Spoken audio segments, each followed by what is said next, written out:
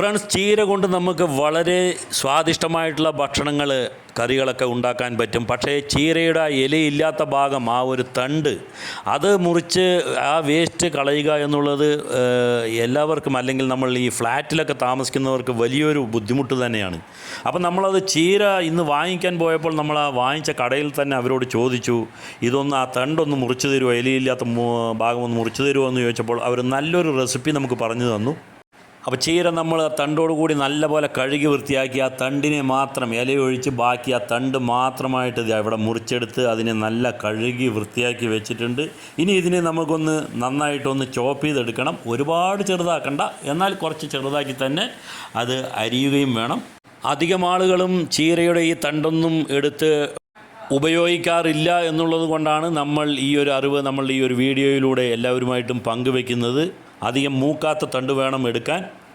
ഇനി നമുക്ക് വേണ്ടത് 1 കപ്പ് തേങ്ങ ചിരകിയത്, കുറച്ച് മുളക് പൊടി, 1 ടീസ്പൂൺ ജീരകം, ഇത്രയും എടുത്ത് ഇത് നല്ലപോലെ ഒന്ന് ചെറുതായിട്ടൊന്ന് ക്രഷ് ചെയ്തെടുക്കാനാണ്. ചെറുതായിട്ടൊന്ന് ക്രഷ് ചെയ്തെടുത്താൽ മതി, ഒരുപാട് വെണ്ണ പോലെ അരയുകയൊന്നും വേണ്ട. അതവിടെ മാറ്റി വയ്ക്കുക.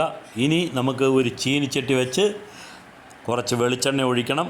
വെളിച്ചെണ്ണ ഒഴിച്ച് ചൂടായി കഴിഞ്ഞാൽ കടുകിട്ട് കൊടുക്കാം. കടുക് നന്നായി പൊട്ടി വന്നു കഴിഞ്ഞാൽ നമ്മൾക്ക് അതിലേക്ക് നമ്മൾ ചതച്ച് വെച്ചിരിക്കുന്ന ആ ഒരു തേങ്ങ, ജീരകം, മുളക് അതിനെ ഇട്ട് കൊടുക്കാം. അതിനെയും കൂടി ഇട്ട് കൊടുത്ത് ഒന്ന് ചെറുതായിട്ടൊന്ന് ചൂടാക്കുക. കരിഞ്ഞു പോകരുത്. പാകത്തിന് ചെറിയ ഒരു ഫ്ലെയിമിൽ വെച്ച് ചൂടാക്കുക. ഒന്ന് നല്ലപോലെ ചൂടായി വന്നു കഴിഞ്ഞാൽ നമ്മൾക്ക് ഇനി നമ്മൾ ചോപ്പ് ചെയ്ത് വെച്ചിരിക്കുന്ന ചീരയുടെ തണ്ട് ഇട്ട് കൊടുത്ത് നല്ലപോലെ ഒന്ന് ഇളക്കി എല്ലാം കൂടെ ഒന്ന് യോജിപ്പിക്കുക. അതിനുശേഷം നമ്മൾ കുറച്ച്, ഇതിൽ വെള്ളത്തിൻ്റെ ആവശ്യമില്ല, കാരണം ഈ ചീരയുടെ തണ്ടിൽ തന്നെ ഒരുപാട് വെള്ളത്തിൻ്റെ അംശമുള്ളതാണ്. എങ്കിലും നമ്മൾ ആ മിക്സിയുടെ ജാറിൽ ഒന്ന് വെള്ളമൊഴിച്ച് ആ വെള്ളം കൂടെ ഇതിലേക്ക് ചേർക്കുന്നുണ്ട്. ഇനി ഇതിലേക്ക് ആവശ്യത്തിനുള്ള ഉപ്പ് ചേർത്ത് ഒന്നുകൂടെ ഇളക്കി എല്ലാം കൂടെ യോജിപ്പിക്കുക. എല്ലാം കൂടെ ഒന്ന് കൂട്ടി വെച്ച് അടച്ച് വെച്ച്, ഒരു പ്ലേറ്റ് കൊണ്ട് അടച്ച് വെച്ച് ഇതിനെ കുറച്ച് നേരം, ഒരുപാട് സമയമൊന്നും വേണ്ട, കുറച്ച് സമയം അത് അടച്ച് വെച്ച് വേവിക്കുക. അതൊന്ന് വെന്ത് വരുമ്പോഴേക്കും നമ്മൾക്ക് മറ്റൊരു പാത്രത്തിൽ, ഇല്ലെങ്കിൽ കുക്കറിൽ കുറച്ച് ചെറുപയർ എടുത്ത് വേവിച്ച് ആ ചെറുപയർ കൂടെ ഇതിലേക്ക് ചേർക്കുക.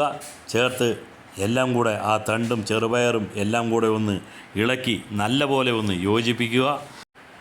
ഇനി ഇത് തുറന്ന് വെച്ചുകൊണ്ട് തന്നെ നമ്മൾക്ക് കുറച്ച് നേരം ഇതിനെ ഒന്ന് ചൂടാക്കാം. കാരണം ഇതിൽ ഒരുപാട് ജലാംശം ഇപ്പോൾ ഉള്ളതാണ്. ഈ വെള്ളം മുഴുവൻ വറ്റണം നമുക്ക്.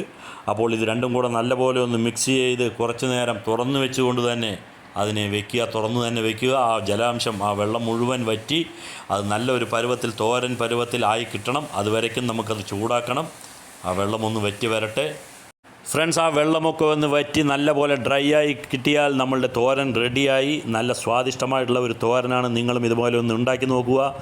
മറ്റൊരു വീഡിയോയുമായിട്ട് വരുന്നതുവരേക്കും ബൈ, എൻജോയ്.